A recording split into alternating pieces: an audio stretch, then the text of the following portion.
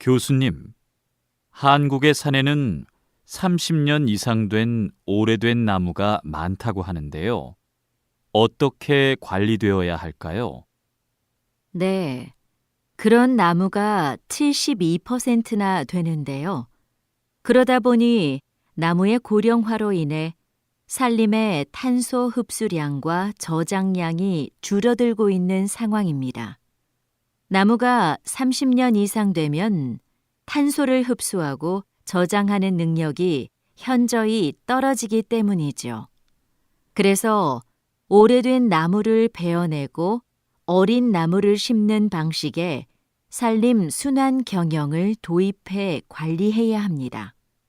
산림 순환 경영을 도입하면 목재 활용 면에서도 유용한데요.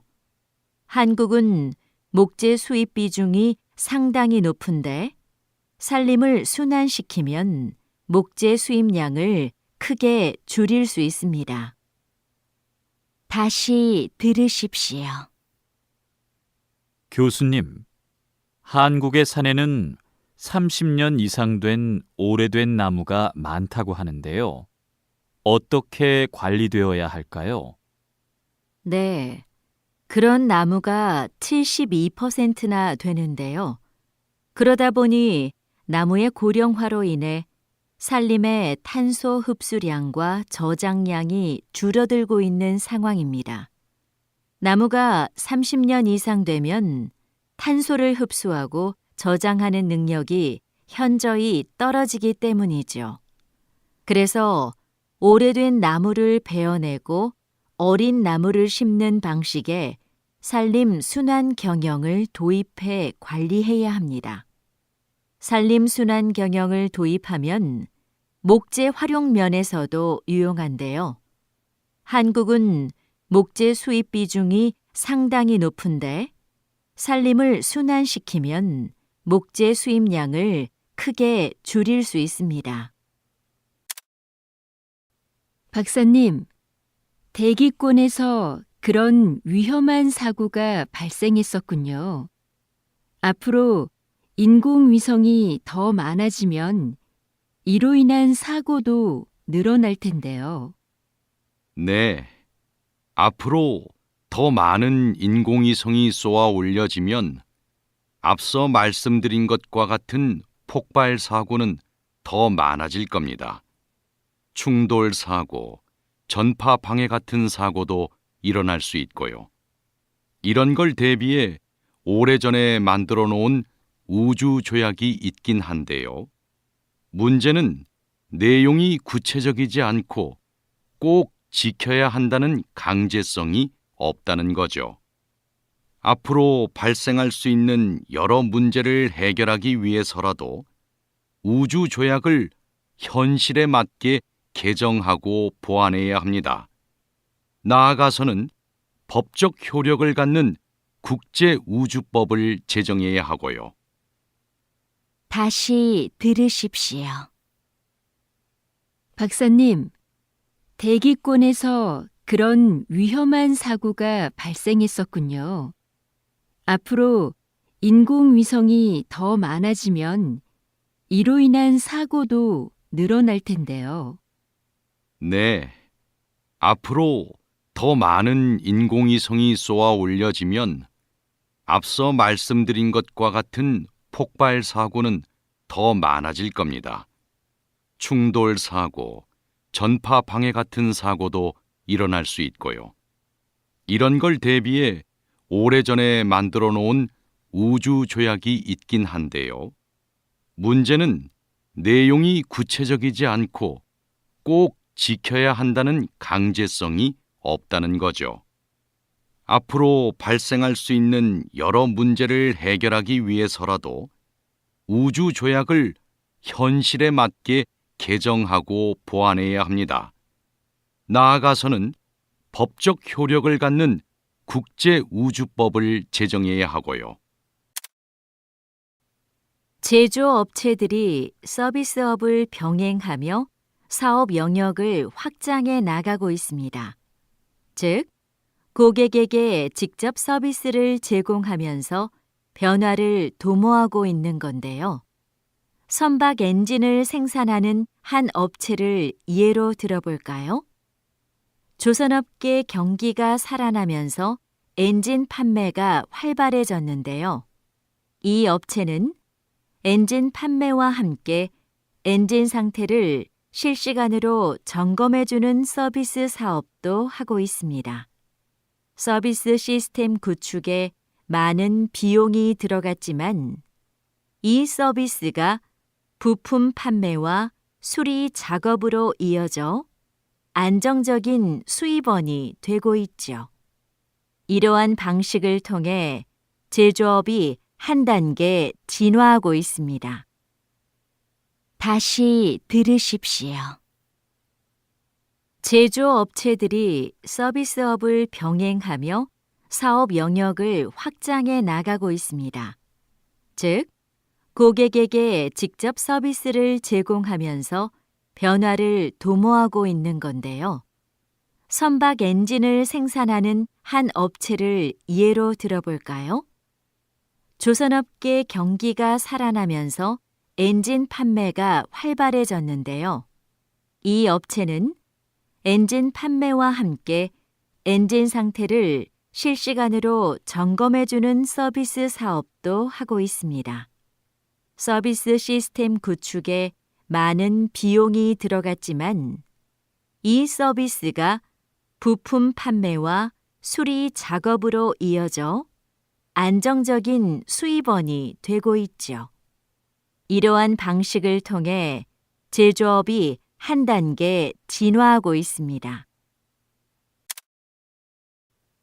서울 도심 한가운데 다른 세상 같은 공간이 존재한다. 조선의 역대 왕과 왕비의 제사를 모시는 종묘의 정전이다.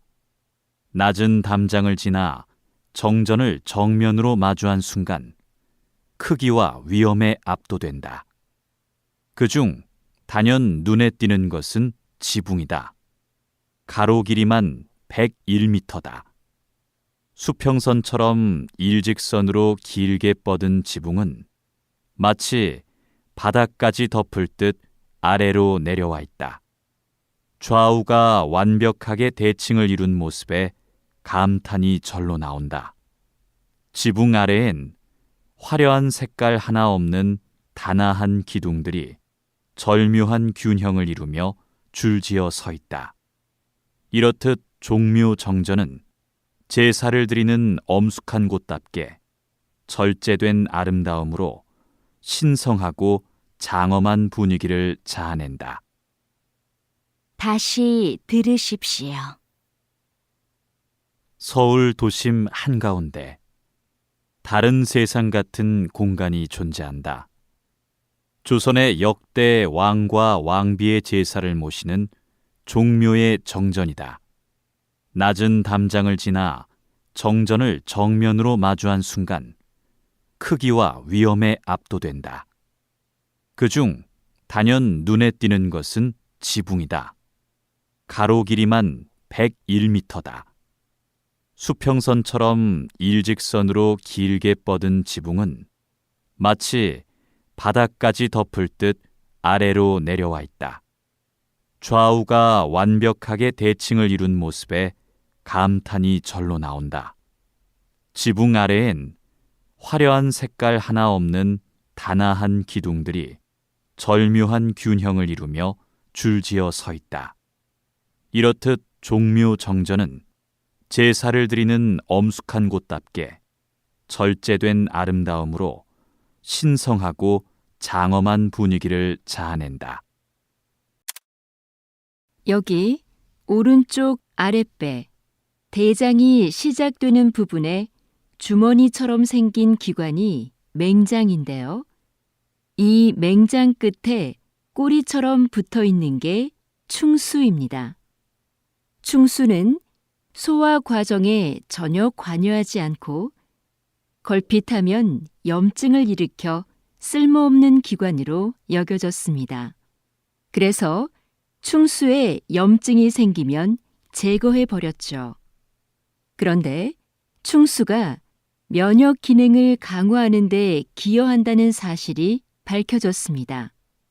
충수가 장내 미생물을 비축해두는 창고 역할을 한다는 것이죠. 대장에 탈이 나면 충수에 담겨있는 유산균 같은 미생물들이 대장으로 이동해 회복을 돕습니다. 그래서 최근에 충수염이 생겼을 때 충수를 보존하며 치료하는 방법이 연구되고 있습니다. 다시 들으십시오.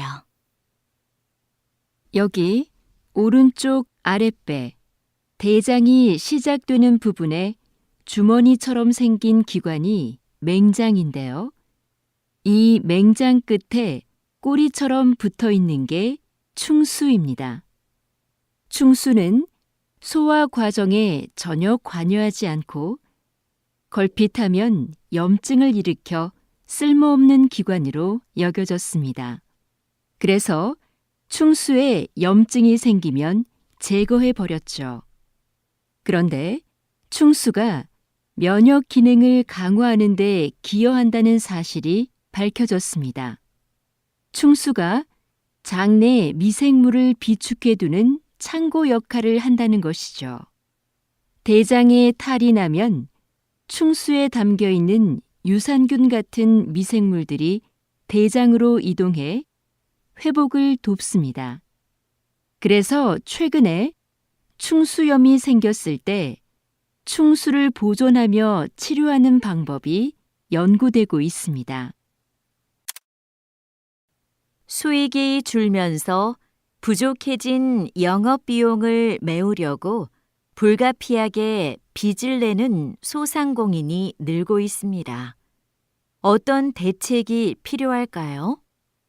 경영에 어려움을 겪는 소상공인에게는 금융 지원이 시급합니다.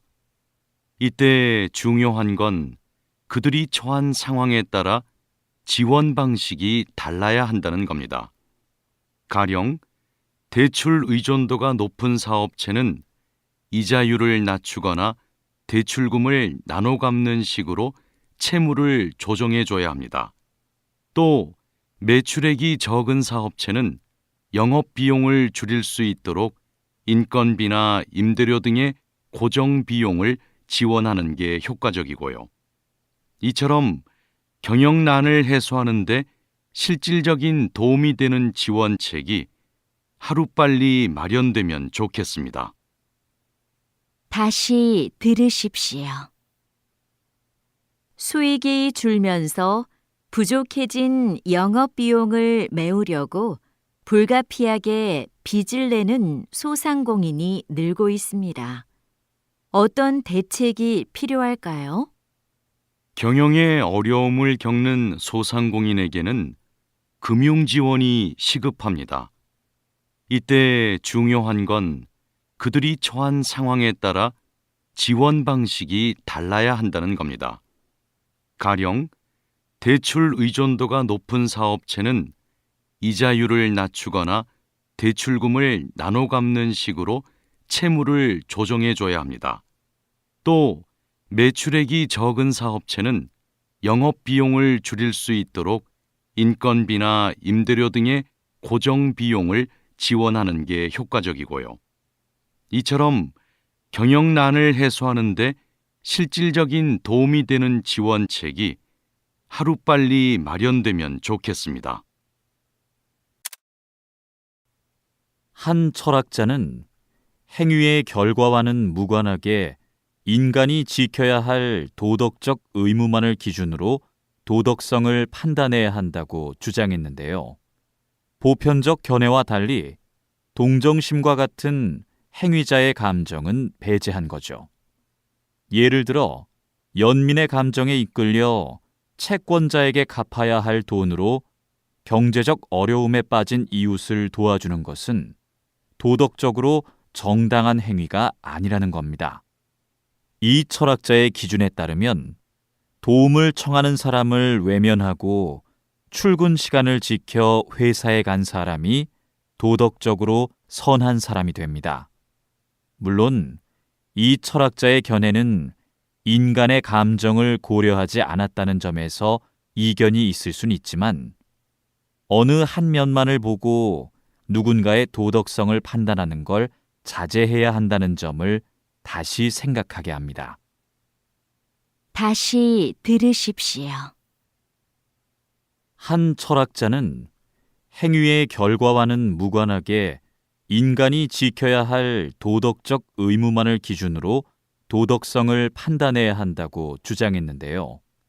보편적 견해와 달리 동정심과 같은 행위자의 감정은 배제한 거죠.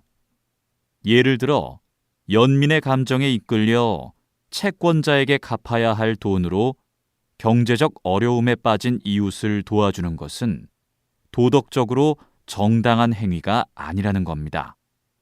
이 철학자의 기준에 따르면 도움을 청하는 사람을 외면하고 출근 시간을 지켜 회사에 간 사람이 도덕적으로 선한 사람이 됩니다. 물론 이 철학자의 견해는 인간의 감정을 고려하지 않았다는 점에서 이견이 있을 순 있지만 어느 한 면만을 보고 누군가의 도덕성을 판단하는 걸 자제해야 한다는 점을 다시 생각하게 합니다.